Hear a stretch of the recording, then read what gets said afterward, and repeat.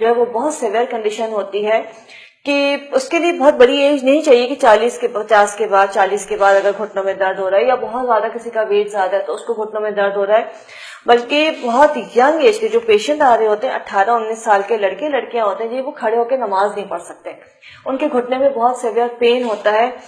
और इतने छोटे बच्चों को इतनी कम उम्र में अगर हम मेडिसिन पे डालते हैं तो वो उनके लिए नुकसानदेह होता है कि हम घुटने का इलाज कर रहे हैं लेकिन फिर उनके किडनी डैमेज हो रहे हैं। तो उसके लिए हमारे सुजोक में एक बड़ी जबरदस्त सी चीज है कि अगर आप वो अपना प्रेशर पॉइंट के ऊपर, वो सुजोक पॉइंट के ऊपर आप उसको अप्लाई कर लेते हैं तो घुटनों का जो दर्द होता है या जो बड़ी एज में घुटनों के अंदर से आवाजें कड़ की आवाजें आती है, जो लुब्रिकेशन खत्म हो जाती है, उन सब के लिए बेहतरीन चीज है। अगर आप करते हैं इसको डेली बेसिस पे तो आपको अंदाजा होगा कि घुटने का दर्द फौरी तौर पे ठीक हो जाता है। और घुटने के दर्द के साथ साथ एक और पॉइंट है जो आप उसको करेंगे, पेस्ट करेंगे तो आपको अंदाजा होगा कि पूरी बॉडी का दर्द जो है वो फौरी तौर पे निकल जाता है, बुखार जो है वो खत्म हो जाता है।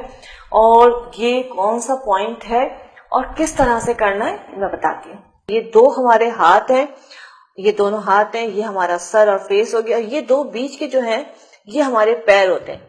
घुटने में अगर दर्द हो रहा है आपको तो ये आपके घुटने हैं, आपने अलसी लेनी है, फ्लेक्सीड, इस तरह से, और इसको अच्छी तरह से आपने मास्किंग टेप पे लगाया।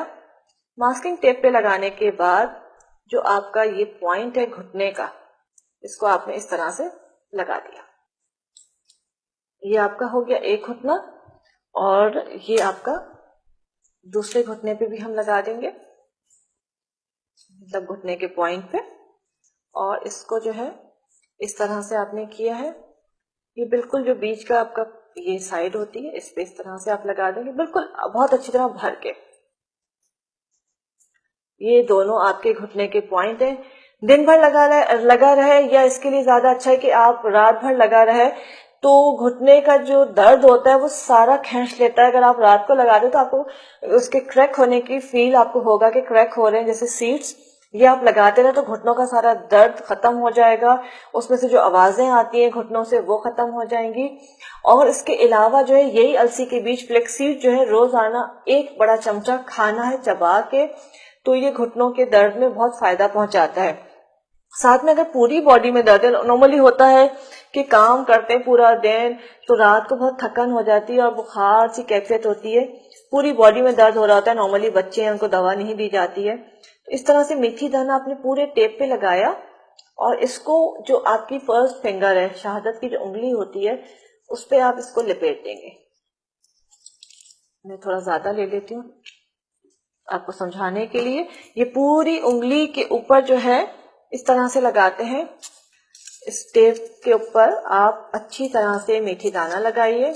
और ये समझ लीजिए कि आप सुबह जब उठते हैं, जैसे नॉर्मली मर्द शिकायत कर रहे होते हैं कि बहुत दर्द हो गया है, बहुत थकन हो गई है, आराम नहीं आ रहा है, क्या खाएं क्या करें, तो उसके लिए कि पूरे आपने पहली उंगली को जो है, जो आपका पॉइंट उंगली का, इस पे आपने मेथी दाना अच्छी तरह से भर के लगाना है।